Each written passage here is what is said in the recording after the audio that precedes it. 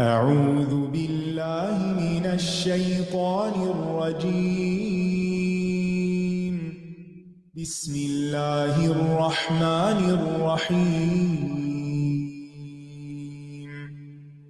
الحمد لله رب العالمين الرحمن الرحيم مالك يوم الدين. إياك نعبد وإياك نستعين. اهدنا الصراط المستقيم صراط الذين أنعمت عليهم غير المغضوب عليهم ولا الضالين.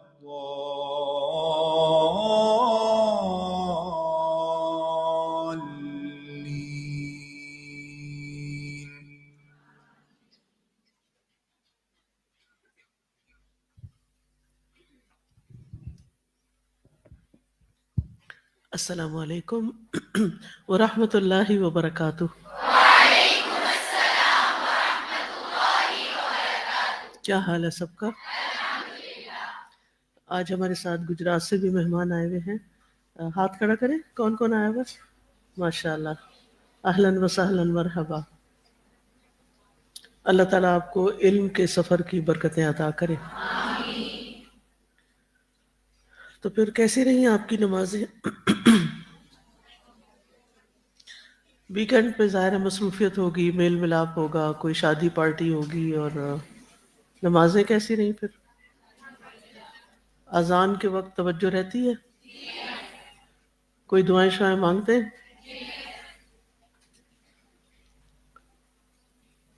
اذان کے بعد جو دعائیں مانگتے ہیں ان میں سے ایک دعا میں ہم نبی صلی اللہ علیہ وسلم کے لیے کیا مانگتے ہیں؟ وسیلہ۔ یس۔ اور جو وسیلہ مانگے گا اس کو کیا ملے گا؟ ماشاءاللہ، بالکل صحیح یاد ہے، اس کو آپ کی شفاعت نصیب ہوگی۔ اور ہم کیوں مانگیں آپ کے لیے یہ دعا؟ کیونکہ آپ کے ہم پر بہت احسانات ہیں، آپ نے بہت قربانیاں کی ہیں دین کا پیغام پہنچانے کے لیے، آپ نے ہمارے لیے دعائیں کی ہیں، ہر معاملے میں ہمیں عملی رہنمائی دی ہے، ہمارے لیے دین میں سہولتیں مانگی۔ 50 نمازیں فرض تھی، ان کو 5 کروایا۔ آپ اپنی امت کے لیے رؤوف الرحیم تھے، آپ تمام جہانوں کے لیے رحمت کا باعث تھے، رحمت للعالمین تھے۔ تو ان ساری چیزوں کو ذہن میں رکھتے ہوئے پوری توجہ سے، خلوص سے اور محبت سے ہمیں دعا کرنی چاہیے، ٹھیک ہے؟ اگر دن میں 5 بار اذان نہیں سنتے آپ اور نہیں نصیب ہوتا تو جب بھی اذان سنیں، کیونکہ بعض اوقات ایسا ہوتا ہے نا کہ آپ سو رہے ہوتے ہیں یا آپ کسی ایسی جگہ پر ہوتے ہیں کہ وہاں آواز نہیں پہنچتی، تو اس صورت میں جب بھی پہنچے، جہاں بھی ہو، ایک تو یہ کہ آپ کی کوشش ہونی چاہیے، کیونکہ اتنا نادر قیمتی موقع ہوتا ہے کہ جس میں انسان کے لیے رحمت کے دروازے کھلتے ہیں اور انسان کی دعائیں قبول ہوتی ہیں، تو اس کا حریص ہونا چاہیے۔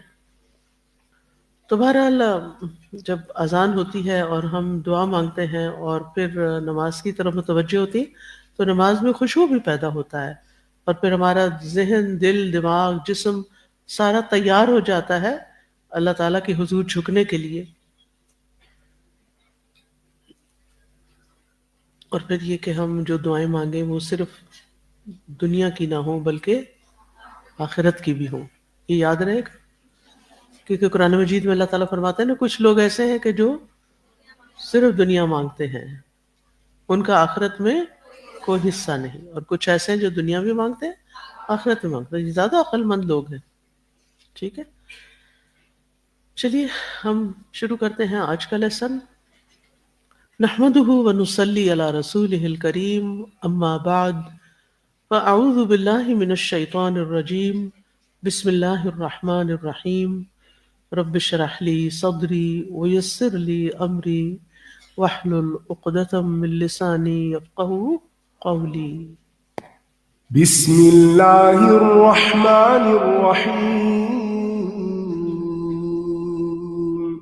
قد أفلح المؤمنون الذين هم في صلاتهم خاشعون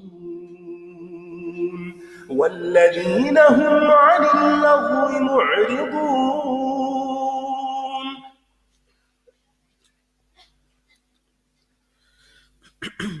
آج ہم انشاءاللہ شروع کریں گے مسجد میں داخل ہونے کی دعا. کس کس کو مسجد سے محبت ہے؟ الحمدللہ. کبھی آپ میں سے کسی نے مسجد کی صفائی کی؟ اچھا، وہ کون سی مسجد ہے جس کی آپ صفائی کرتے ہیں؟ گھر میں کوئی مسجد بنائی ہوئی ہے؟ الہدا میں کون سی مسجد ہے؟ یہ جو آپ کا ہال ہے، یہ تو ملٹی پرپز ہال ہے نا، اس میں نماز بھی پڑھ لیتے ہیں. اس میں یہ مسجد جس کو کہتے ہیں. کوئی اعتکاف وغیرہ کے موقع پر کیا تھے صفائی؟ جب جمعہ پڑھنے جاتے تھے، کیونکہ اب تو یہاں ہوتے ہیں نا. کون الہدا آنے سے پہلے جمعہ پڑھتا تھا؟ واقعی وہ کون سی مسجد ہے جہاں آپ جمعہ پڑھنے جاتے تھے؟ بہت ساری ہیں. پہلے تو پاکستان میں یہ رواج ہی نہیں تھا. الحمدللہ اب بہت سی مساجد میں خواتین کا حصہ بھی ہے. تو جب آپ مسجد جاتے ہیں تو پھر مسجد کے آداب بھی معلوم ہونے چاہیے. اور مسجد جانے کے آداب میں سب سے پہلا ادب کیا ہے کہ آپ دعا مانگ کے مسجد میں داخل ہوں. ٹھیک ہے؟ کیونکہ آپ اللہ کے گھر میں جا رہے ہیں. آپ کسی بینک میں نہیں جا رہے یا کسی چڑیا گھر نہیں جا رہے. وہاں بھی داخل ہوتے وقت بسم اللہ پڑھ لینی چاہیے، لیکن خاص طور پر جب آپ مسجد جائیں تو آپ مسنون دعا پڑھیں. تو یہ دعا جو آج آپ پڑھیں گے یہ کیا ہے؟ مسنون دعا ہے. پڑھیے.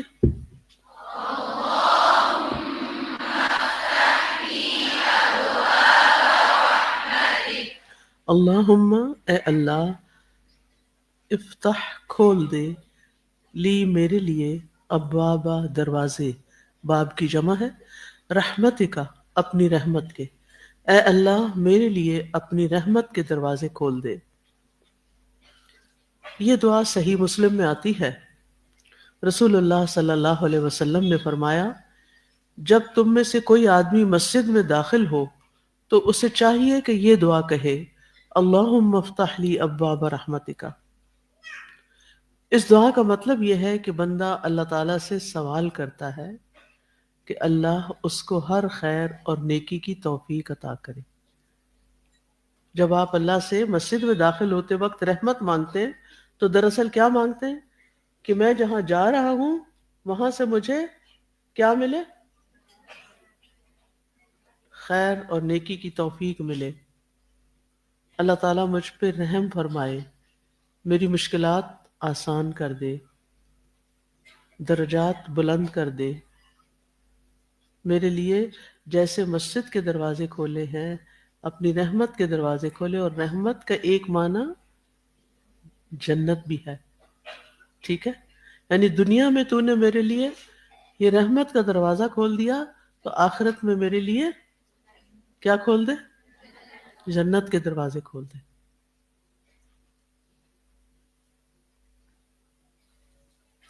یہ میرے سامنے کون سا کورس بیٹھا ہوا ہے جس کے براؤن سے اسکارف ہے؟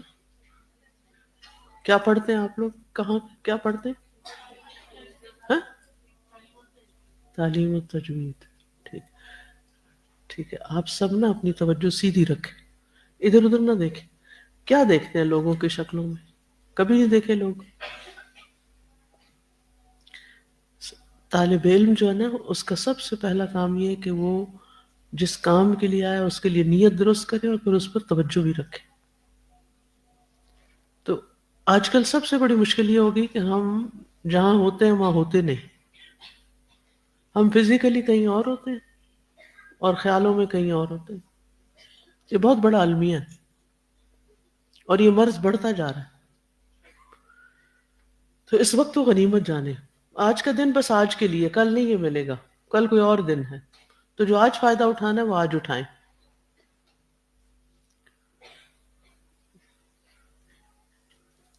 اللہ کی رحمت کے دروازے کھلنے کی دعا کرنی چاہیے جب ہم مسجد میں داخل ہوں. اور رحمت صرف رحم کے معنوں میں نہیں کہ اللہ مجھ پہ رحم فرما، اس سے مراد وہ سارے اسباب اور خیر کے دنیاوی اور اخروی نعمتوں کے اسباب ہیں.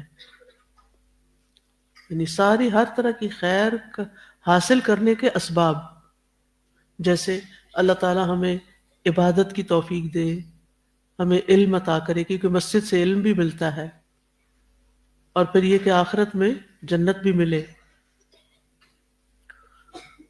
تو اللہ سبحانہ وتعالیٰ کی رحمت جو ہے یہ ایک بہت نمایاں صفت ہے.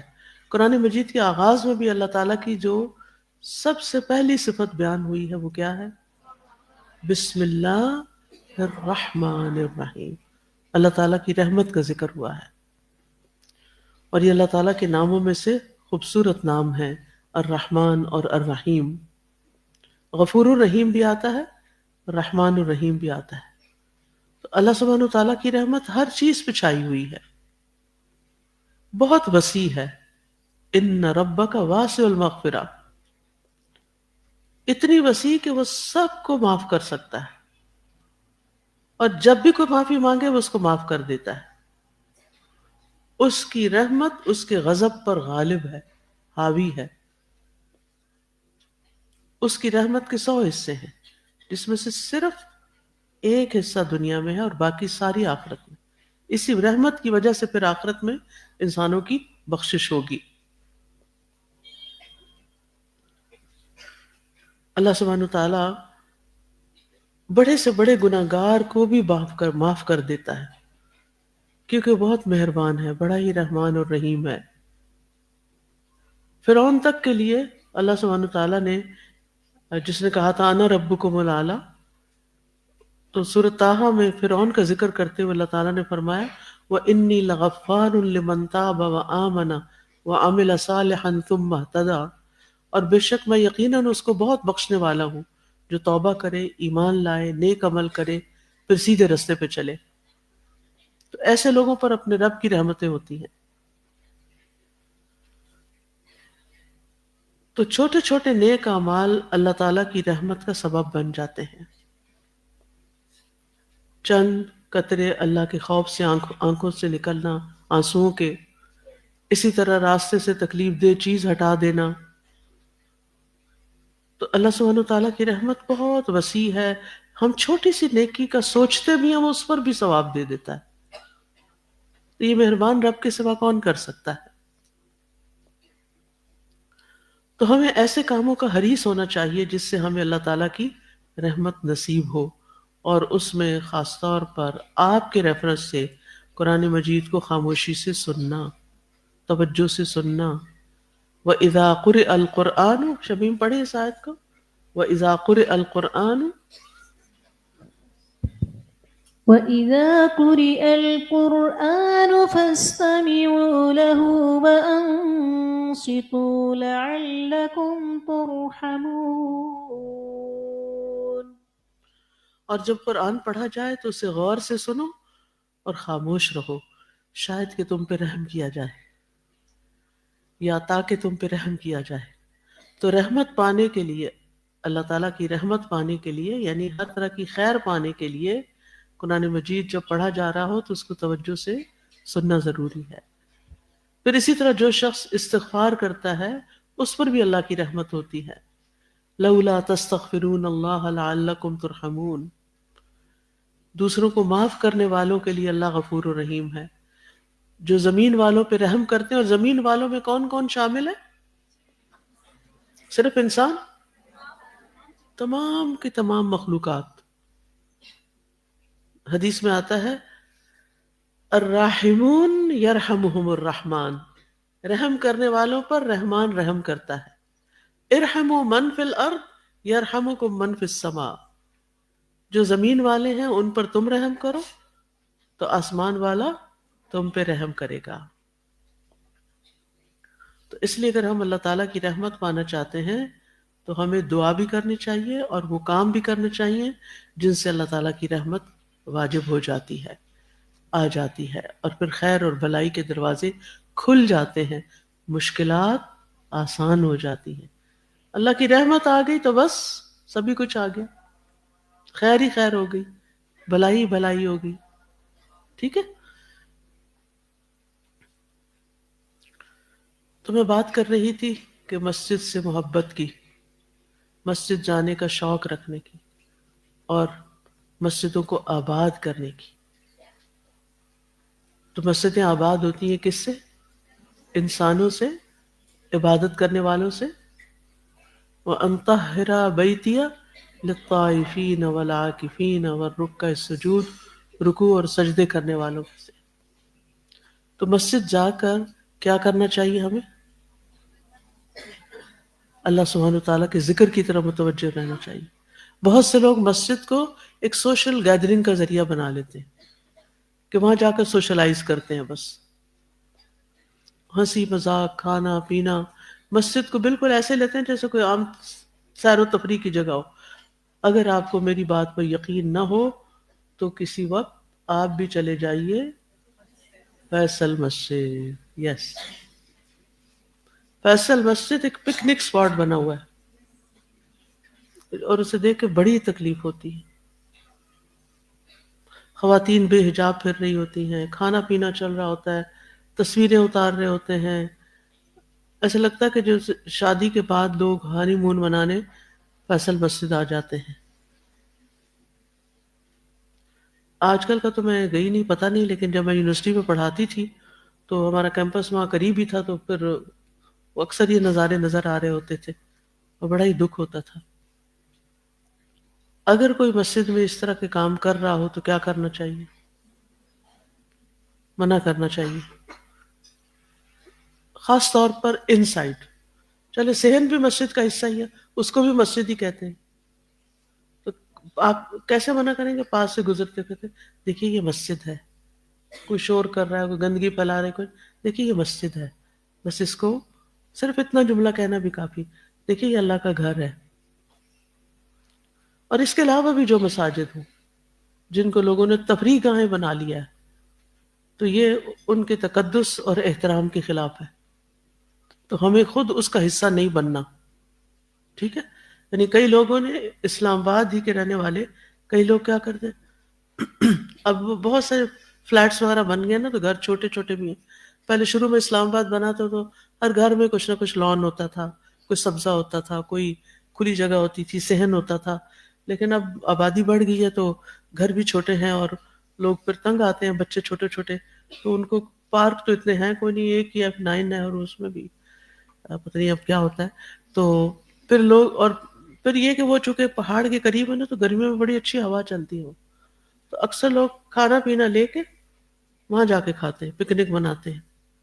تو کوئی اور جگہ سلیکٹ کر لیجئے اور مسجد میں ضرور جائیے، بچوں کو بھی لے کے جائیے، انہیں دعا سکھا کے لے جائیے اور پھر اس میں ان کو نماز پڑھائیے. اور کچھ مائیں خود تو نماز پڑھنے میں مصروف ہو جاتی ہیں اور بچوں کو آزاد چھوڑ دیتی ہیں، اور وہ بھاگ بھاگ کے اور لڑائی کر کے، چیخ پکار کر کے سب کی نماز خراب کرتے ہیں. تو خود بھی مسجد کا ادب جانیے اور بچوں کو بھی ادب سکھائیے، اور یہ دعا آپ نے آگے سکھانی ہے. آپ کے جو گھر والے مسجد جاتے ہیں ان سے پوچھیے، اچھا آپ مسجد میں جاتے ہو کون سی دعا پڑھتے ہیں؟ تو وہ بتائیں گے آپ کو. اب آپ دیکھیے، جو شخص 5 دفعہ دن میں مسجد جاتا ہو اور ہر دفعہ انٹری پر پڑھتا ہو کیا؟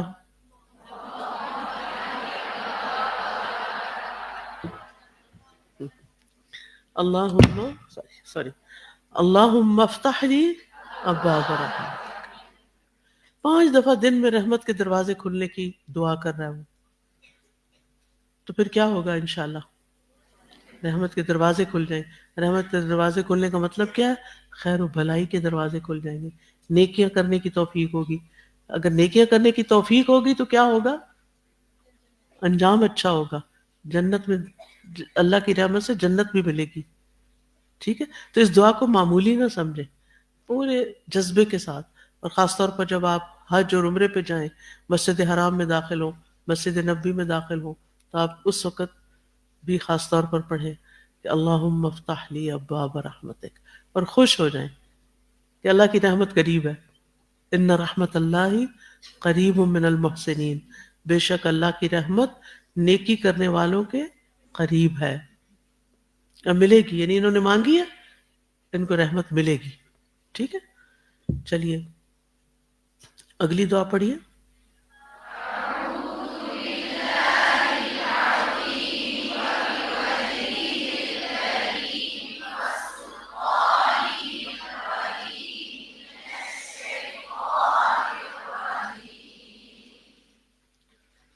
اعوذ، میں پناہ میں آتا ہوں، باللہ اللہ کی، العظیم جو بہت عظمت والا ہے، وبوجہہ اور اس کے چہرے کی، الکریم عزت والے.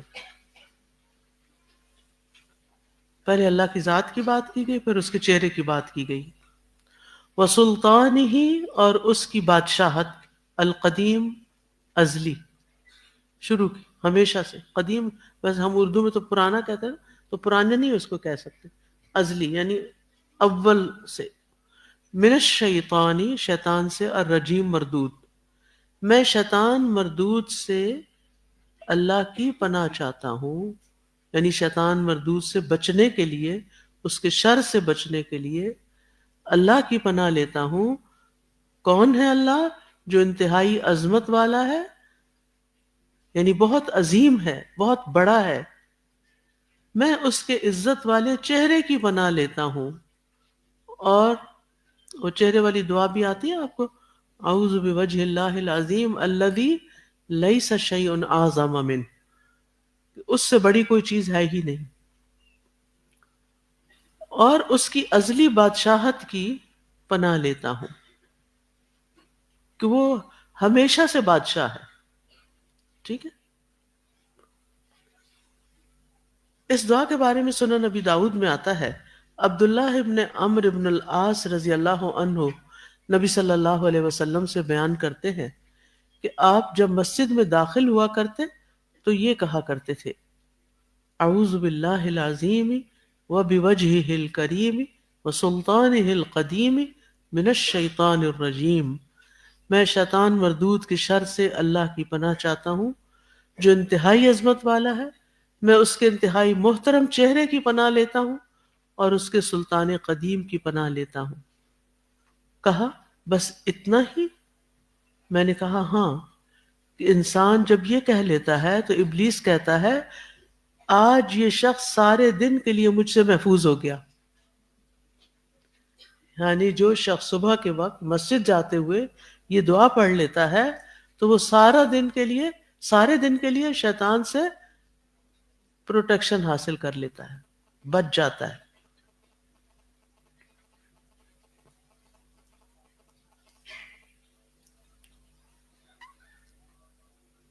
اب اس دعا میں ہم دیکھتے ہیں،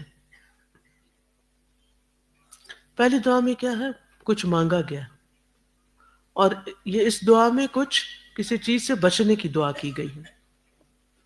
اعوذ باللہ یعنی میں اللہ کی پناہ لیتا ہوں، اللہ سے حفاظت طلب کرتا ہوں. العظیم جس کی ذات عظیم ہے، جس کی شان عظیم ہے، جس کی صفات عظیم ہے. وبوجہہ اور اس کے محترم چہرے کی. اللہ تعالیٰ کا چہرہ ہے، کیسا ہے وہ چہرہ ہمیں نہیں معلوم، بس اتنا ہمیں پتا کہ چہرہ ہے. کیا وہ کسی انسان کی طرح؟ نہیں. کسی اور مخلوق کی طرح؟ نہیں. لیس کمثلہ شیء، کوئی چیز اللہ تعالیٰ سے مشابہ نہیں. تو اس لیے ہم یہ نہیں کہہ سکتے کہ اللہ تعالیٰ کا چہرہ اس کی طرح یا اس کی طرح، بس ہم یہ مانتے کہ چہرہ ہے، اور کس طرح ہے وہ تو ہم نے دیکھا ہی نہیں، ہمیں پتہ ہی نہیں. وَبِوَجْهِهِ الکریم، الکریم کہتے ہیں سخی کو، ایسا دینے والا جس کی عطا کبھی ختم ہی نہ ہو، ایسا کرم کرنے والا جس کا کرم اور فضل کبھی انتہا کو ہی نہ پہنچے، کبھی ختم ہی نہ ہو. تو وہ سخی الکریم اللہ تعالیٰ کی ذات کے لیے آیا ہے یہاں کہ اس کی سخاوت ہر طرح کی بھلائیوں کو شامل ہے، ہر طرح کے شرف کو شامل ہے۔ قرآن مجید میں اللہ تعالیٰ نے 11 بار اپنے چہرے کا ذکر کیا ہے، سورۃ البقرہ میں، سورۃ کہف میں، سورۃ اللیل میں، اور اس کے علاوہ بھی۔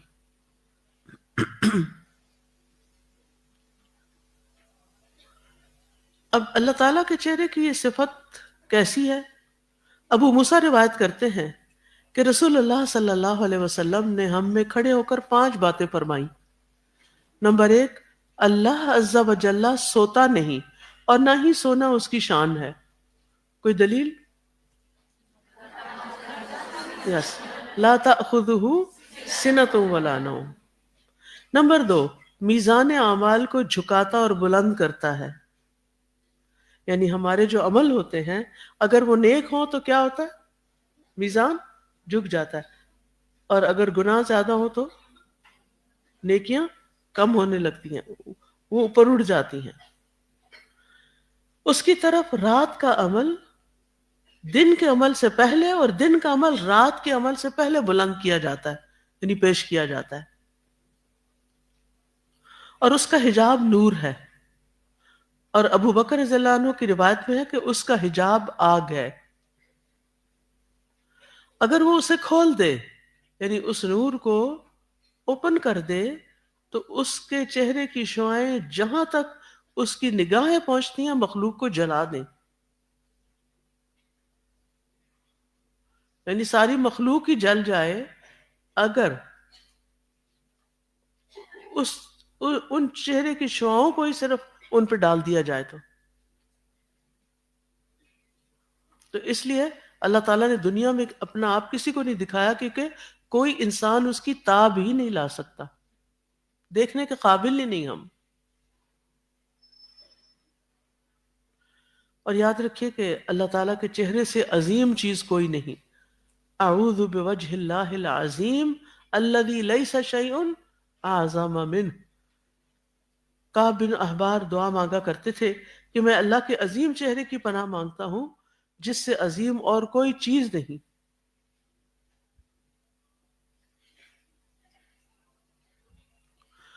اور اللہ سبحانہ تعالیٰ کا مومنوں کے ساتھ قیامت کے دن بھی معاملہ بہت خوبصورت ہوگا، اللہ تعالیٰ کے چہرے پر مسکراہٹ بھی ہوگی۔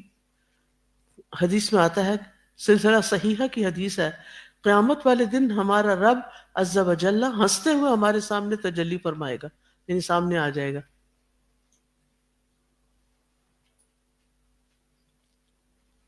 اور پھر اس وقت کیفیت کیا ہوگی کہ اس چہرے کو دیکھنے سے بڑھ کے کوئی چیز پیاری نہیں ہوگی، انسان چاہے گا بس میں یہی دیکھتا ہی چلا جاؤں۔ اچھا، اس کے چہرے کو دیکھنے کے لیے پھر کیا کرنا چاہیے؟ کوئی کام بتائیں۔ دعا کام ہے، دعا تو پکار ہے نا، کیا کرنا کیا چاہیے؟ کیا 2 ٹھنڈی نمازوں کی حفاظت کرنی چاہیے، اور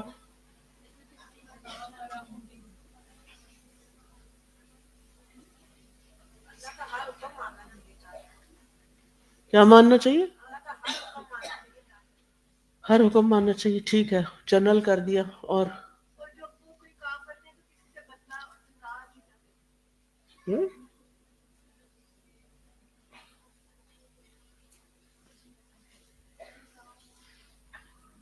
کوئی آیت ایسی بتائیے جس میں اللہ کے چہرے کا ذکر ہے قرآن میں۔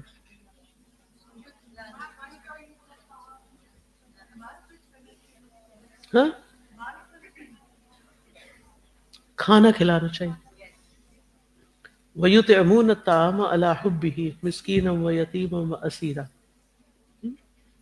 تو اللہ کی محبت میں، اللہ کی محبت جس سے محبت ہوتی ہے، پھر انسان کیا چاہتا ہے؟ اگر یہ کہتے ہیں کہ اس کی ضمیر جو نا مال کی طرف جاتی، کہ مال کی محبت کے باوجود بھی وہ کھلاتے ہیں، مسکینا و یتیما و اسیرا، انما نطعمکم لوجہ اللہ. کئی دفعہ آپ نے پڑھا ہوگا نا لوجہ اللہ یہ کام کرنا ہے، یہ کرے. مطلب یہی ہوتا ہے کہ اللہ تعالیٰ قیامت کے دن ہمیں اپنا دیدار کروائے، ہم آپ کو دیکھ سکیں.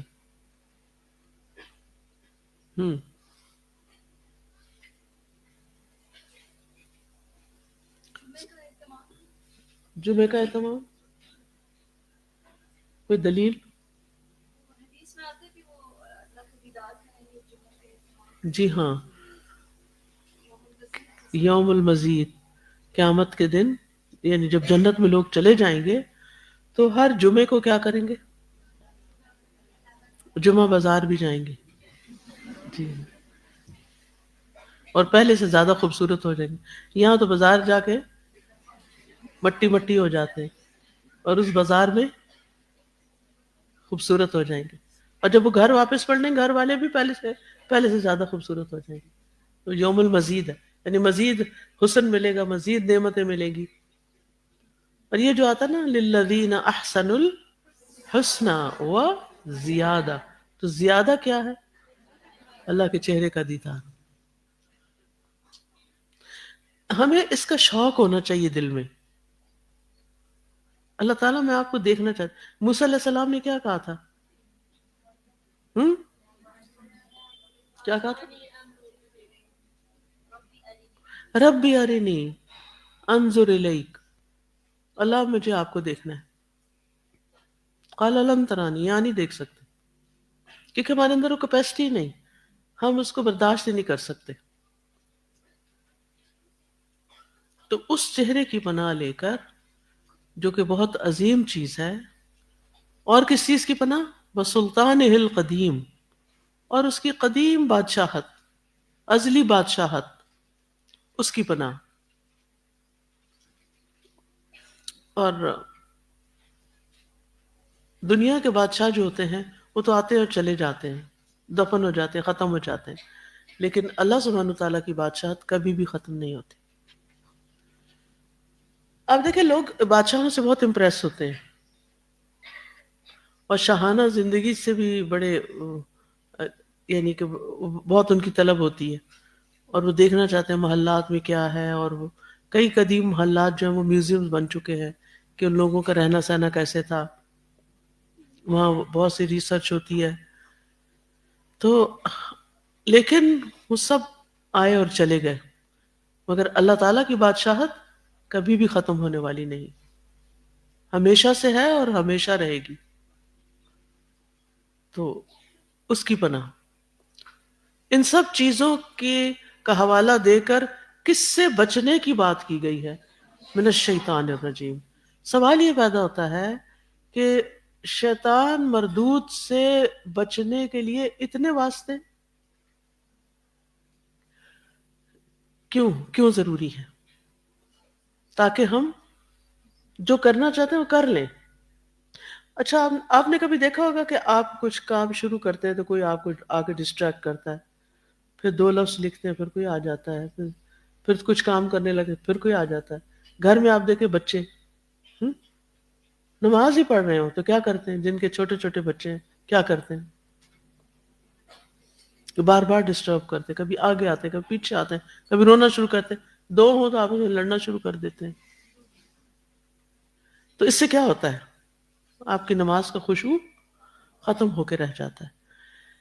تو یہ ایک عملی مثال ہے کہ کس طرح شیطان جو ہے وہ عین نماز کے وقت آ جاتا ہے، کبھی آپ کو وسوسے ڈالتا ہے اور کبھی آپ کا ماحول خراب کرتا ہے. تو صحیح طرح عبادت نہیں ہو پاتی. پھر آپ نماز پڑھ بھی لیتے ہیں تو اس کے بعد کیفیت کیا ہوتی ہے؟ خوش نہیں ہوتے آپ. ہونا کیا چاہیے؟ جیسے نبی صلی اللہ علیہ وسلم نے فرمایا تھا اقم الصلاۃ یا بلال ارحنا بہا، بلال نماز قائم کرو اور ہمیں اس کے ذریعے راحت پہنچاؤ. یہ نماز خوشی کا باعث ہے، راحت کا باعث، سکون کا باعث. لیکن ہماری نمازیں سکون کا باعث کیوں نہیں؟ کیونکہ پوری توجہ ہی نہیں، کنسنٹریشن نہیں ہے. کیوں نہیں ہے؟ اس لیے کہ شیطان کھلا چھڑا ہوا ہے اور وہ مختلف روپ میں آ کر ہمیں تنگ کرتا ہے. تو مسجد جانے سے پہلے اگر یہ دعا پڑھ لیں تو وہ باہر ہی رہ جائے گا، آپ کو تنگ نہیں کرے گا. نمازوں میں خشوع ہمارا کی کیا ہے؟ ہم یہ سب کچھ کیوں پڑھ رہے ہیں کہ کیا ہمیں ملے؟ نمازوں کی لذت، نمازوں کی ٹھنڈک، نمازوں کا خشوع، نماز کی محبت ہمیں نصیب ہو. تو شیطان نماز کے خشوع میں بہت بڑی رکاوٹ ہے، نیکی کے کام میں بہت بڑی رکاوٹ ہے. تو جب انسان مسجد میں داخلے کے وقت یہ دعا پڑھ لیتا ہے تو اس پر اللہ کی رحمت ہو جاتی ہے اور پھر وہ شیطان کے وار سے بچ جاتا ہے. اب آپ میں سے کوئی کچھ بھی ریفلیکشن دینا چاہے، پھر چونکہ اب ٹاپک چینج ہو رہا ہے، دعائے استفتاح شروع ہو رہی، تو اس سے پہلے اگر آپ مسجد کے حوالے سے، اس دعا کے حوالے سے کچھ بھی کہنا چاہیں تو موسٹ ویلکم. جی فرمائیے. مائک کھولیے ان کا، ادھر کا.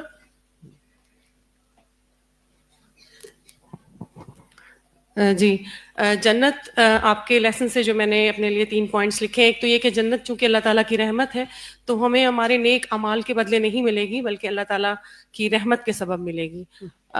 نمبر 2 کہ جو آپ نے کہا کہ دنیا میں ہمارے باہمی تعلقات ایک دوسرے پہ درگزر کرنا اور رحم کرنا، انشاءاللہ تعالیٰ امید ہے کہ روز قیامت اللہ تعالیٰ ہم پر رحم فرمائیں گے.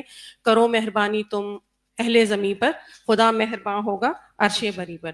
اور اللہ تعالیٰ کی رحمت کا سب سے بڑا مظہر تو یہ ہے کہ ہم نیکی کا ارادہ اور خیال ہی کرتے ہیں تو ہمارے لیے وہ باعث اجر بن جاتا ہے، اور نیکی کا عمل تو یقیناً اللہ تعالیٰ نے اس کے ہمارے درجات کے حوالے سے اس کا رکھا. جزاکم اللہ.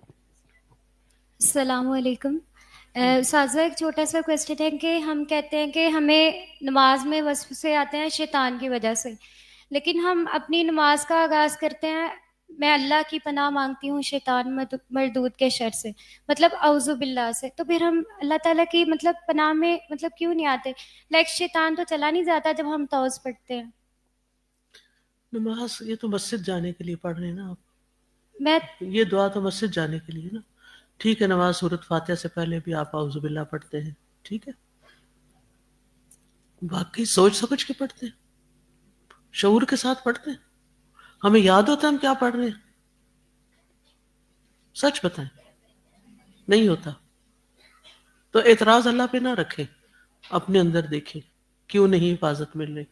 اور پھر یہ کہ ایک امتحان ہے نا، ایک اسٹرگل بھی ہے.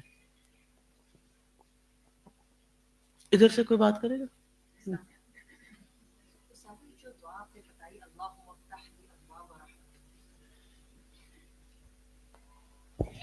استاذہ جی، جو آپ نے بھی دعا پڑھوائی اللہم افتح لی ابواب رحمتک، آج تک جب تک اس دعا کو پڑھتے تھے جب بھی مسجد میں جا کے یا حرم میں، تو استاذہ وہ کیفیت طاری نہیں ہوتی تھی. آج جس طرح سے ہم نے پڑھا کہ اللہ تو اپنی رحمت کے دروازے کھول دے، اور اللہ کی رحمت اتنی بڑی شان، اور اس کے دروازوں کی کیا کیفیت ہوگی، اس کی رحمت کی کیا کیفیت ہوگی. استاذہ مجھے تو یقین کریں گوز بمز ہو گئے کہ واقعی یہ دعا اگر ہم اس شعور کے ساتھ پڑھیں تو اللہ کی رحمت تو انسان کے اوپر ہی، انسان کے لیے ہی ہے. پھر انشاءاللہ مسجد جانے کا صحیح فائدہ آپ کو حاصل ہوگا، ٹھیک ہے، کیونکہ وہاں آپ صرف اور صرف اللہ کے لیے جا رہے ہیں. اسی لیے مسجد میں کاروبار کرنا، مسجد میں دنیا کی باتیں کرنا، مسجد میں شور ہنگامہ کرنا، یہ ساری چیزیں منع ہے.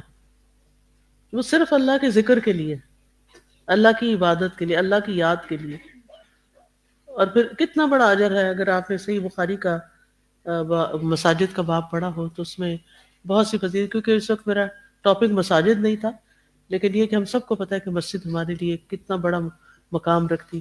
افسوس یہ کہ ہماری جہالت نے ہمیں مسجد کی اصل حیثیت جو ہے، یا جو اس کی ورتھ ہے یا اس کی قدر و قیمت ہے، وہ بلا دی ہے. جس کو اللہ سبحانہ وتعالیٰ اپنا گھر کہتا ہے، جس جگہ کو، اس کی ہمارے دلوں میں کیا وسعت، کیا وقت ہونی چاہیے.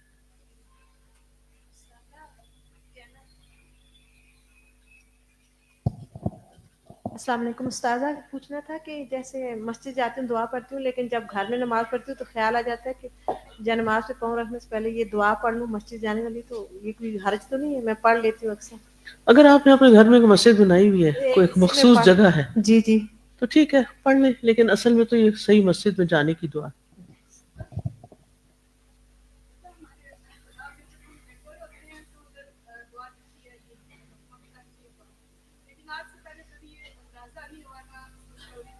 شعوری ضرورت، اصل میں ہمیں علم بہت ساری چیزوں کا ہے. تو لیکن ہمارا شعور سویا ہوا ہے، اس کو جگانے کی ضرورت ہے انشاءاللہ۔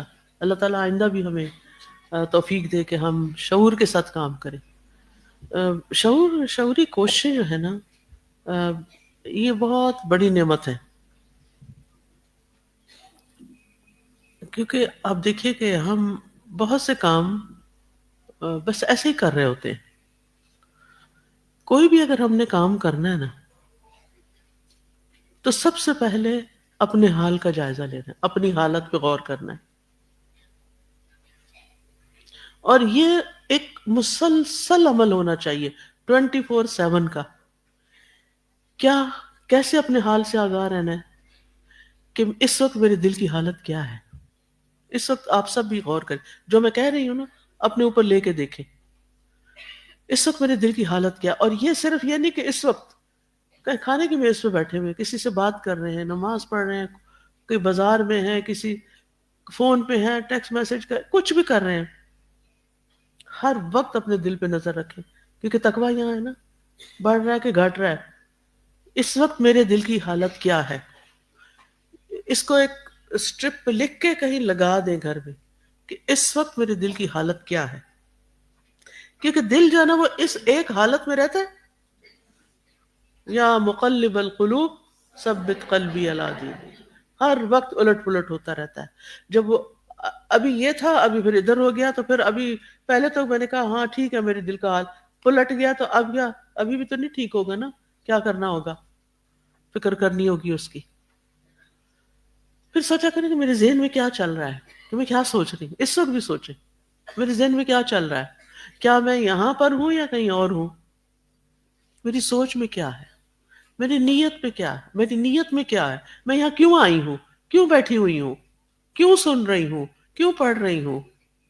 اپنے آپ سے پوچھیں، سیلف انالیسس کریں، محاسبہ کریں، میرے دل پہ کس چیز کے اثرات ہیں، میرے ذہن پہ کیا سوار ہے، کیا بھوت سوار ہے میرے ذہن پہ۔ ایسا نہیں ہوتا کہ ہر روز صبح اٹھتے تھے کہ نیا مسئلہ کھڑا ہو جاتا ہے اور وہ ذہن پہ ایسا سوار ہوتا ہے، کھا رہے ہیں تب بھی وہی سوچ رہے ہیں، پی رہے ہیں جب بھی، اٹھتے بیٹھتے بات، ہر کام میں بس دماغ پہ کچھ اور سوار ہے۔ پھر اپنے آپ سے پوچھا کریں کہ میرے ارادے کیا ہیں، میں نے زندگی میں کرنا کیا ہے، آج کیا کیا کرنا ہے، میں نے کل کیا کرنا ہے، اگلے مہینے کیا کرنا ہے، اگلے سال کیا کرنا ہے۔ 2026 سر پہ آ گیا، دسمبر کی آج 1 تاریخ، سال گزر گیا سمجھو، اب یہ تو بس ایک دم وہاں سے نکل جائے گا، کورس ختم ہو رہے ہیں۔ تو یہ ساری تبدیلی آ رہی ہے نا، اور آگے اور بھی آنے والی ہے۔ تو ابھی سے سوچیں اس کورس کے بعد میں نے کیا کرنا ہے، آج کے بعد میں نے کیا کرنا ہے۔ پھر یہ دیکھا کریں میری اس وقت فیلنگز کیا ہیں، ہاؤ ڈو آئی فیل، کیا فیل کر رہی ہوں میں، کیا میں خوش ہوں، کیا میں غمگین ہوں، کیا میں متفکر ہوں، کیا میں ٹینس ہوں، کیا میرا دل لگا ہوا ہے یہاں بیٹھنے کو، یا ایسے بس مجبوری سے پکڑ کے یہاں لے آیا، بیٹھنا ہی پڑے گا کہ جا تو سکتے نہیں اس وقت، کیا کہیں گے لوگ۔ اور پھر میرا کس کام کو دل چاہ رہا ہے، کیا سننے کو دل چاہ رہا ہے، نہیں چاہ رہا، اور میں اس وقت کیا کر رہا ہوں۔ کچھ لوگ کلاس میں بیٹھ کے بھی کیا کرتے ہیں، اسکربل کرتے رہتے، پینسل لے کے کبھی ڈیسک وغیرہ وہ دیکھے نا، پتہ چل جائے گا وہ ڈیسک کو کلاس سے باہر لے جا کے تو نہیں کچھ لکھا گیا، اندر ہی بیٹھ کے کچھ کیا نا۔ کچھ لوگ ایسے ہی ورقہ موڑتے توڑتے رہتے ہیں، کچھ اپنے بٹن کھولتے بند کرتے رہتے ہیں۔ اس وقت میں کیا کر رہا ہوں، میں کس حال میں بیٹھا ہوں، اپنا جائزہ لیں۔ مطلب میری کرنٹ سٹیٹ آف فیلنگ کیا ہے، میرے نفس کی اس وقت حالت کیا ہے۔ تو اپنے آپ کی پہچان ہونا بڑا ضروری ہے، سیلف اویئرنیس ہونا بہت ضروری ہے۔ جس طرح ہر ایک دن میں ویدر کتنی دفعہ چینج ہوتا ہے نا، اگر آپ ویدر فالو کرتے ہو، پتہ نہیں یہاں تو سورج نکلتا ہے تو ضرورت نہیں ہوتی، تو جن ملکوں میں یہ نہیں ہوتا روز، تو دیکھنا ہوتا ہے کہ کس وقت ٹمپریچر کیا ہے، کون سے کپڑے پہن کے باہر جائیں، بارش تو نہیں ہو رہی ہے کچھ اور۔ تو صبح کچھ ہوگا، دوپہر کچھ ہوگا، شام کچھ ہوگا. آپ دیکھیں سورج کے اینگل بھی بدل جاتا ہے، تبدیلی آتی ہے نا. ایسے ہی جیسے باہر تبدیلیاں آ رہی ہیں نا، ایسے ہی ہمارے اپنے اندر تبدیلی آتی رہتی ہے. ہم ہر وقت ایمان کی ہائٹ پر نہیں ہوتے. کیا ہوتا ہے، کبھی ایمان ہوتا ہے بہت ہائی اور کبھی لو ہو جاتا ہے. اور پھر آپ دیکھیے کہ ہم میں سے ہر ایک کے دل کی حالت الگ ہے. لہذا آپ ضرور دیکھیے کہ میں کس کے ساتھ رہتی ہوں، کیونکہ بعض اوقات وہ اپنے دل کی حالت ہمارے اوپر پلٹ دیتے ہیں. اگر وہ غمگین ہے، اداس ہے، پریشان ہے، منفی سوچ رہے ہیں، تو وہ ایک جملہ بول کے نا آگ لگا دیں گے. آپ اچھے بھلے نکلے تھے، اب یہاں سے نکلے اچھے بھلے ایمان کی حالت ہے، باہر گئے ڈرائیور نے کچھ کہہ دیا، غصہ چڑھ گیا آپ کو، اور آپ وین میں بیٹھے ہوئے گھر تک جلے کوڑے جا رہے ہیں. ایسا ہوتا ہے آپ کے ساتھ؟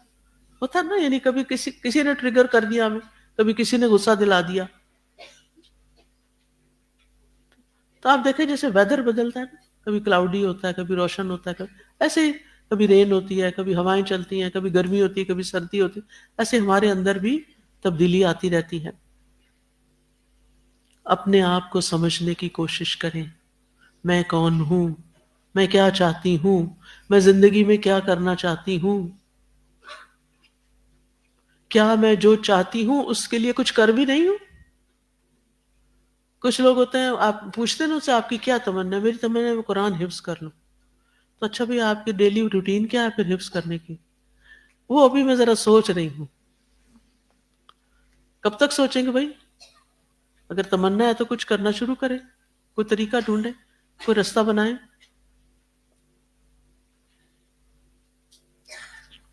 پھر آپ شام کو ضرور سوچا کریں میرا آج کا دن کیسا گزرا، ایمان سے بھرپور تھا یا غفلت سے بھرپور تھا؟ کیا کیا میں نے؟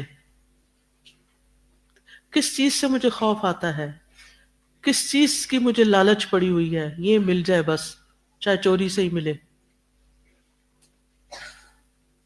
کن چیزوں پہ مجھے غصہ آتا ہے؟ اچھا کچھ لوگوں کی مصیبت یہ ہے کہ کچھ ایسے ورڈز ہوتے ہیں وہ سن لیں تو بس ان کا پارا ہائی ہو جاتا ہے، ان کو آگ لگ جاتی. کچھ چیزیں ان سے اتنی ناقابل برداشت ہوتی، حالانکہ بات تو کچھ بھی نہیں ہوتی. ہم چاہیں تو بڑی آسانی سے اپنی چوائس کے ساتھ ایسی چیزوں کو اگنور کر سکتے ہیں.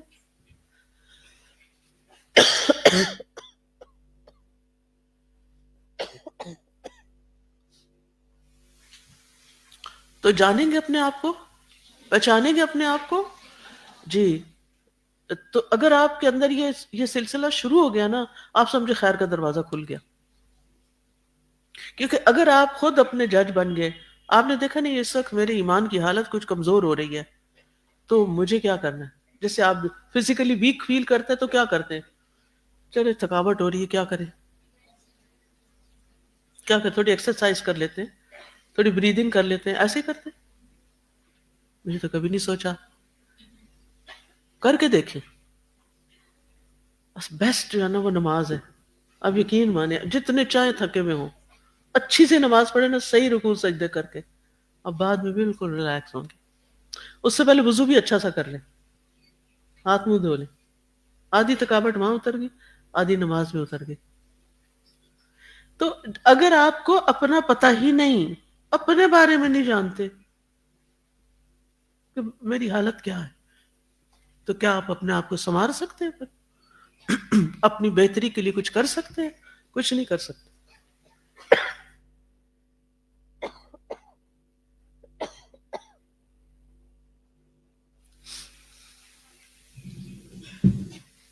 اس بارے میں آپ کو کچھ کوئی کہنا چاہے گا کہ مجھے کھانسی کا دورہ پڑا ہوا ہے؟ کوئی اور بول لے ذرا.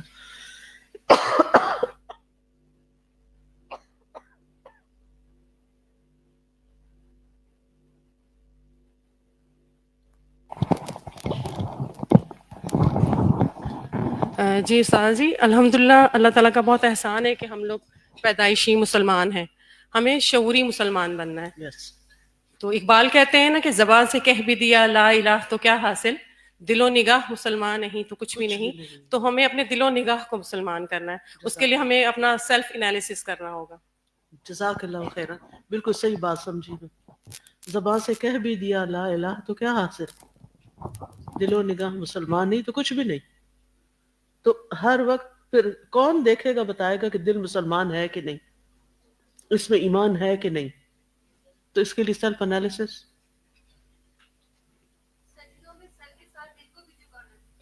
جی ہاں, سجدوں میں سر کے ساتھ ساتھ دل کو بھی جھکانا ہے. قرآن پڑھ رہے ہیں, دل کو حاضر کرنا ہے. اس کو بعض لوگ کہتے ہیں کہ مائنڈ فلنس, یعنی دماغ حاضر کر کے سارے کام کرو. ہم کھا رہے ہوتے ہیں, نہ کھانے کو دیکھتے ہیں, نہ کچھ سوچ رہے ہوتے ہیں, غم کو اپنے اوپر طاری کیے ہوئے, فکریں طاری کی ہوئی, نکالیں ان کو تھوڑی دیر باہر, انجوائے کریں. جس محفل میں بیٹھے ہیں اس میں پارٹیسپیٹ کریں, ورنہ اٹھ جائیں. یہ تو نہیں کہ آپ یہ کیا یہ سوشل جینیس ہونے کی علامت ہے؟ لوگ کوئی بات کر رہے ہیں, آپ کسی اور دنیا میں, کوئی انٹرسٹ نہیں. اگر آپ کسی میں انٹرسٹ نہیں لیتے, کسی کی بات میں انٹرسٹ نہیں لیتے, کوئی آپ میں لے گا؟ پھر آپ روئیں گے مجھے کوئی پسند ہی نہیں کرتا. کس کا قصور ہے؟ لوگوں کو ظالم کہنے والے بعض اوقات خود ظالم ہوتے ہیں, اپنی جان پہ ظلم کر رہے ہوتے ہیں. ٹھیک ہے, السلام علیکم. تو دعائیں شعوری پڑھنی ہیں انشاءاللہ. جی مجھے ایک چھوٹا سی بات شیئر کرنی تھی. جو آج ہم نے پڑھا کہ زمین والوں پہ رحم کرو تاکہ آسمان والا تم پر رحم کرے, تو میرے مائنڈ میں یہ بات آئی کہ اکثر کوئی ہمارے ساتھ زیادتی کرتا ہے تو ہمارے مائنڈ میں یہ چیز آتی ہے کہ اس نے ہمارے ساتھ بہت برا کیا اور ہم اس کو معاف نہیں کرتے. یہ مشکل ہوتا ہے ہمارے لیے. تو آئی تھنک ہمیں یہ سوچنا چاہیے کہ جیسے ہم ایکسپیکٹ کریں اللہ تعالیٰ سے, ہم روز اس کی نافرمانی کرتے ہیں, ہم ایکسپیکٹ کرتے ہیں کہ ہمیں معاف کر دے, تو ہمیں یہ سوچ کے لوگوں کو معاف کر دینا چاہیے تاکہ آخرت میں وہ بھی ہمیں معاف کرے. بالکل. چلیے اگلی دعا بھی پڑھ لیتے ہیں. پڑھیے.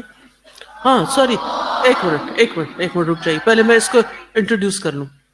دعائے استفتاح, استفتاح فتح سے ہے, فاتحہ کھولنا, سورۃ الفاتحہ جس سے ہے. ٹھیک ہے, تو یہ سورۃ الفاتحہ سے پہلے پڑھی جاتی ہے یہ دعا, اس سے نماز کا استفتاح ہوتا ہے.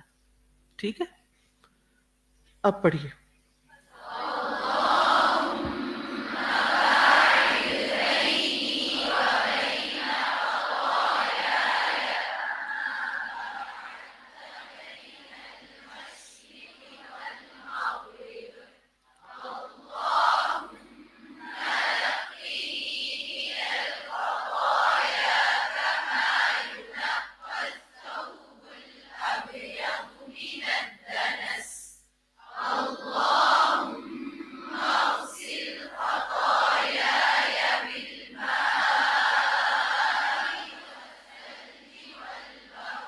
کتنی خوبصورت دعا ہے نہیں؟ اللہم اے اللہ, باعد بعید سے دوری ڈال دے, بینی میرے درمیان, و بینا اور درمیان, خطایا میری خطاؤں کی, یعنی میری غلطیاں جو مجھے چمڑی پڑی ہیں ان کو مجھ سے بہت دور کر دے. دور کتنا؟ کما جیسا کہ, باعدتا تو نے دوری ڈال دی, بینا درمیان, المشرقی مشرق کے, والمغربی اور مغرب کے. یہ دونوں آپس میں کبھی مل سکتے ہیں مشرق اور مغرب؟ نہیں. جتنے دور مشرق اور مغرب ہے نا, اتنی میری اور میری برائیاں مجھ سے دور ہو جائیں. ہم سے غلطیاں ہوتی ہیں نا, پھر وہ ہمارے سر پڑی رہتی ہیں, پھر ہمارے دل پہ بوجھ ڈالے رکھتی, پھر ہمیں خوف میں مبتلا کرتی, کبھی لوگوں کا ڈر, کبھی آخرت کا ڈر, پھر ہم کچھ کرنے کے قابل نہیں رہتے. تو اتنی خوبصورت دعا ہے کہ اللہ آج تک مجھ سے جو بھی گناہ ہوئے, جو بھی غلطیاں ہوئی ہیں, آپ ان کو مجھ سے بہت دور لے جائیں. میں ان کو دیکھنا ہی نہیں چاہتی, ان کے بارے میں سوچنا بھی نہیں چاہتی, گویا وہ میں نے کی نہیں, پرے چلی جائیں. آپ کس چیز کو دور کرتے ہیں اپنے آپ سے, کس کو کرنا چاہتے ہیں؟ جو چیز آپ کو تنگ کرتی ہے, بادر کرتی. گناہ بادر کرتے ہیں انسان کو.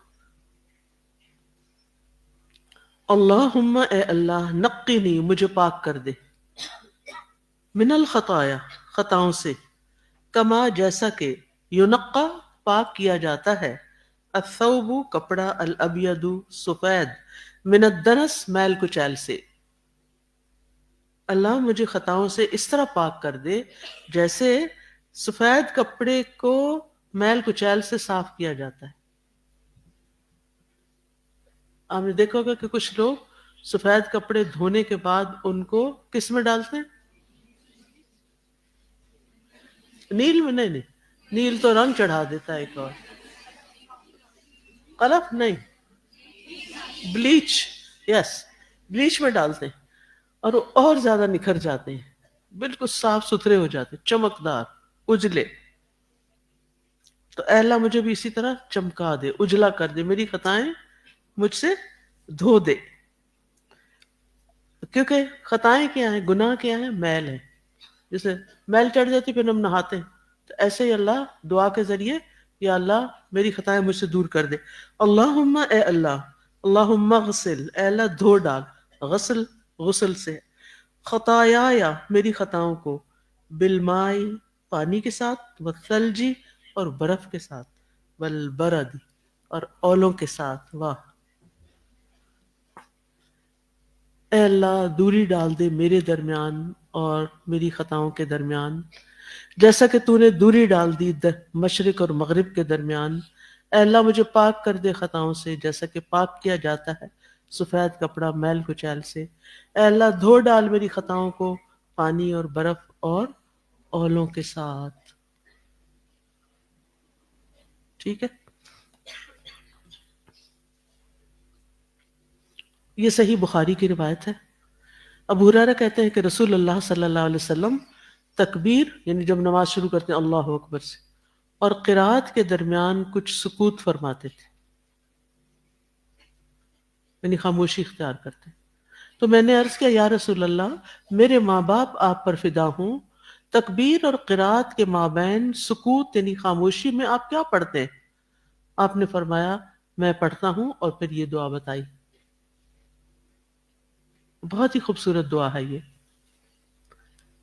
اس میں کیا مانگا گیا کہ اے اللہ میرے جو گناہ آج تک ہو چکے ہیں ان سب کو مجھ سے دور کر دے، نمبر 1۔ نمبر 2، آئندہ بھی مجھے گناہوں سے محفوظ رکھ، یعنی گناہ مجھ سے بہت دور رہے، میں کروں ہی نہ، کر ہی نہ سکوں، میری ہمت ہی نہ ہو، میں اس طرف جاؤں ہی نہ۔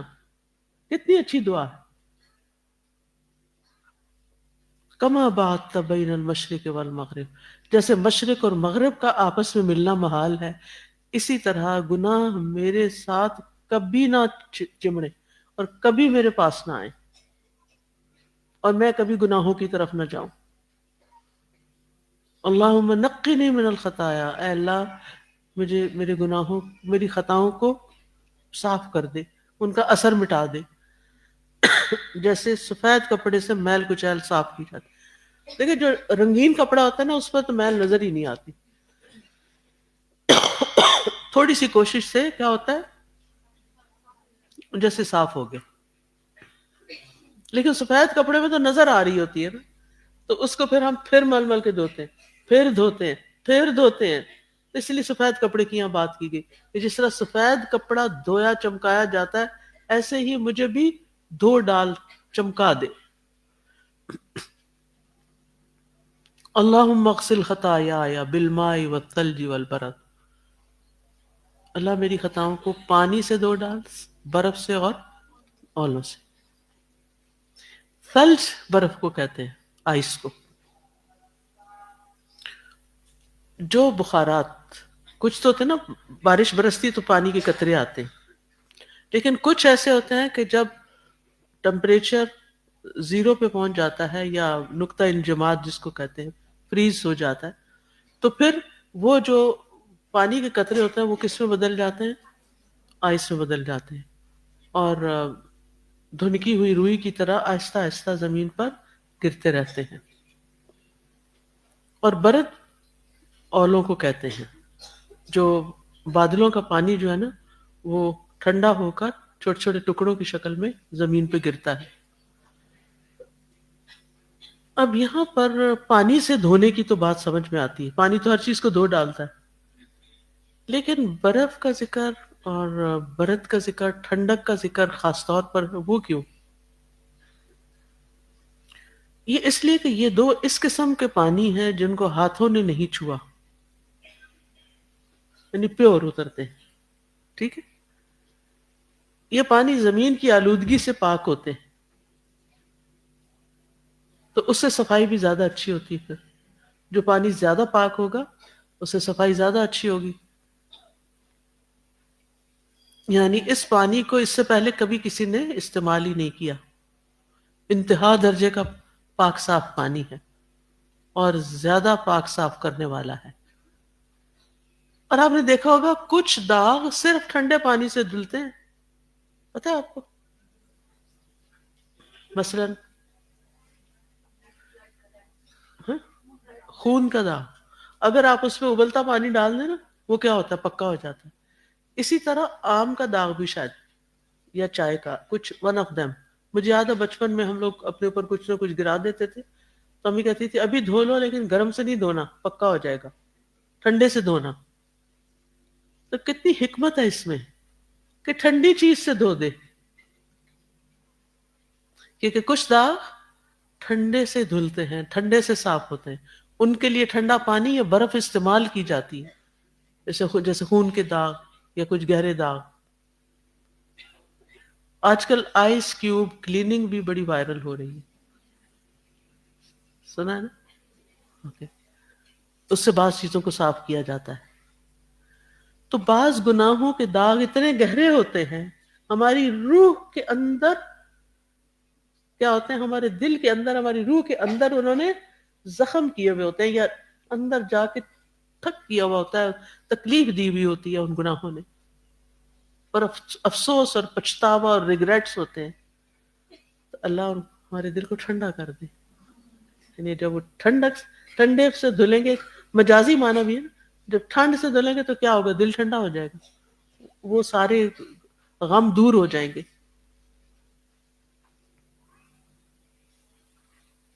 تو اللہ سبحانہ وتعالی ہم سے ہر طرح کے گناہوں کو مٹا دے. اور پھر آپ یہ بھی دیکھیں کہ گناہ عذاب کا باعث ہے نا. گناہ آگ ہے جو ہم اپنے لیے بھڑکاتے ہیں. وہ حدیث سنی ہے جس میں آتا ہے تحتقرون تحتقرون تحترقون تحترقون. تحترقون کا مطلب ہے تم آگ بھڑکاتے ہو. ٹھیک ہے، تم آگ بھڑکاتے ہو کس چیز کی؟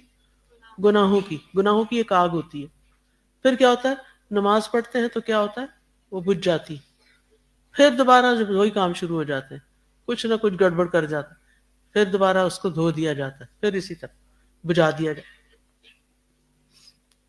تو گناہ آگ ہے. اگر ہم گناہ کرتے رہتے ہیں نا تو اپنے لیے آگ کٹھی کر رہے ہیں. ٹھیک ہے، سمجھ آئی یہ بات؟ گناہ کر رہے ہیں تو کیا کریں؟ آگ کٹھی کر رہے ہیں. تو ہم کیا کہتے ہیں کہ یا اللہ یہ جو آگ ہم نے کٹھی کر لی ہے نا، جلا لی ہے، اب آپ کیا کریں؟ اس پہ پانی ڈال دیں، برف ڈال دیں اور اولے ڈال دیں، اس کو ٹھنڈا کر دیں. یعنی واعف عنا واغفر لنا وارحمنا، ہمیں معاف کر دے، ہمیں بخش دے اور ہمارے اوپر رحم فرما. کیونکہ گناہوں کی بھی ایک حرارت ہوتی ہے. گناہ دل جلاتے ہیں، گناہ اندر کی بے چینی کا سبب بنتے ہیں، گناہ سکون چھین لیتے ہیں. تو جب اللہ تعالیٰ معاف کر دیتے ہیں نا، اور اگر نماز میں شعوری طور پر آپ مانگیں ہر نماز میں، تو آپ دیکھیں گے کہ آپ کے بوجھ اتر جائیں گے، آپ ایک ریلیکس انسان ہو جائیں گے، خوش رہنے لگیں گے. آپ کو پتہ ہے گناہ انسان کو خوش نہیں ہونے دیتے. گناہوں کا بوجھ جب تک سر پہ لدا ہوا ہوتا ہے انسان خوش نہیں ہو سکتا. تو ہر نماز کے شروع میں جب ہم یہ دعا مانگتے ہیں تو کیا ہوتا ہے؟ انسان کا دل ٹھنڈا ہو جاتا ہے، اس کو سکون حاصل ہوتا ہے، انسان مصیبتوں سے نجات پاتا ہے. کیونکہ گناہ جو ہیں ان کی وجہ سے بعض اوقات رزق میں کمی ہوتی ہے. بعض اوقات کچھ چیزیں زندگی میں تاخیر ہو جاتی ہے ان کی، بعض اوقات کوئی اور زندگی میں مسئلہ کھڑا ہو جاتا ہے گناہ، اپنے ہی گناہوں کی وجہ سے. تو جب انسان اللہ تعالیٰ سے یہ دعا کرتا ہے تو وہ مصیبتیں ہٹنا شروع ہو جاتی ہیں. اور بعض گناہ ایسے ہوتے ہیں جو انسان کو دین سے دور کر دیتے ہیں، دین کی بات اچھی نہیں لگتی، اللہ کی بات دل پہ نہیں جاتی، سننا بھی نہیں چاہتے.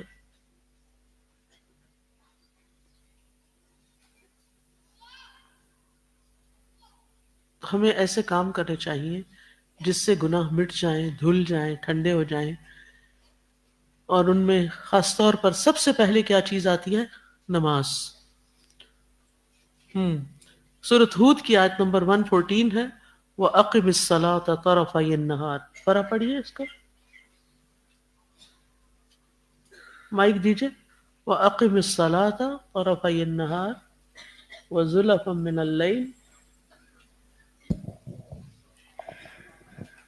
وَأَقِمِ الصَّلَاةَ طَرَفَيِ النَّهَارِ وَزُلَفًا مِّنَ اللَّيْلِ إِنَّ الْحَسَنَاتِ يُذْهِبْنَ السَّيِّئَاتِ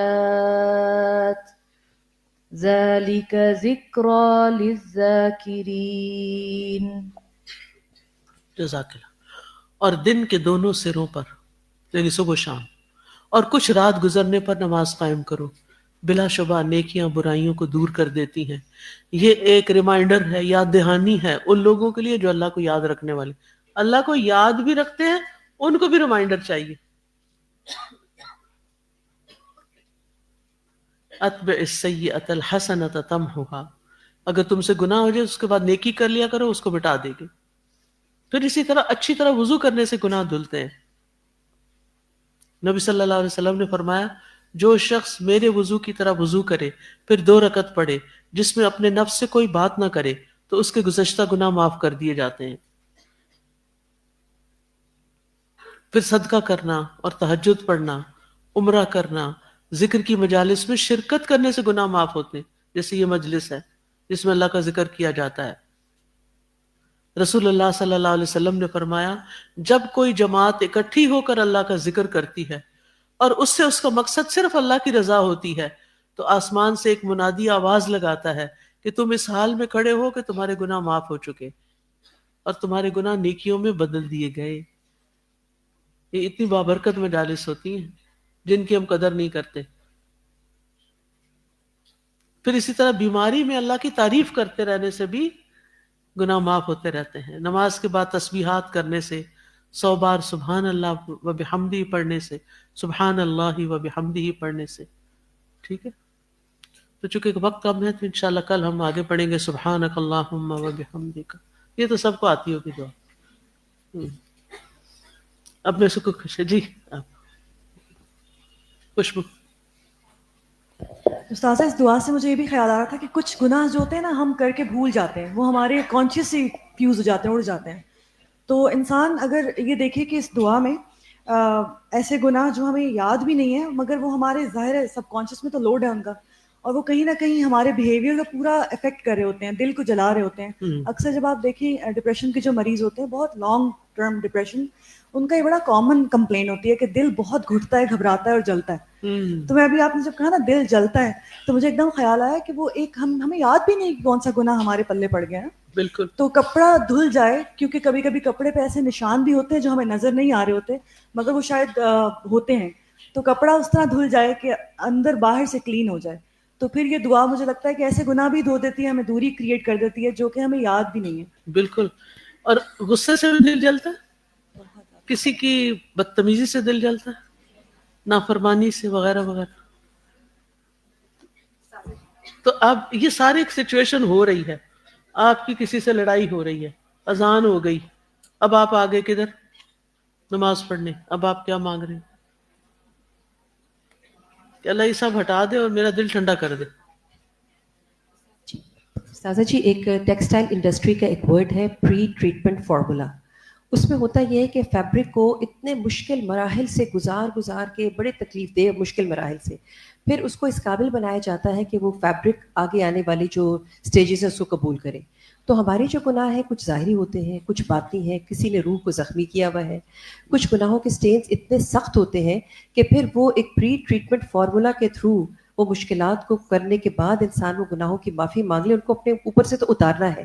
آپ ایک دفعہ کہا تھا کہ انسان جب نماز پڑھتا ہے تو گناہوں کے بیگز ایک یوں سمجھو اسے کندھوں پہ ڈال دیے جاتے ہیں.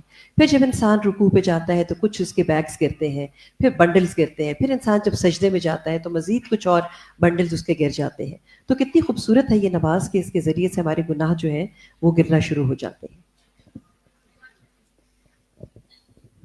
جی استاذہ جی، یہ جو سوال تھا نا کہ برف اور اولوں کا ذکر کیوں ہے، یہ ہمیشہ میرے دماغ میں رہتا تھا. تو الحمدللہ آج بہت اچھا سے ایکسپلین ہو گیا کہ پانی تو ہے ہی، مگر جو افیکٹ آپ نے ڈیٹیل میں بتایا برف کرتی ہے، سبحان اللہ، کہ وہ جو گناہوں کی آگ ہے اس کو ٹھنڈا کر رہی ہے، پلس جو اس گناہ کی جو ہمارے آفٹر افیکٹس ہو جاتے ہیں جیسے ڈپریشن ہے، گلٹ ہے، موڈ آف ہو گیا، وہ سارے بھی وہ بھی صاف ہو رہے ہیں. تو کتنی زبردست دعا ہے، سبحان اللہ. بالکل.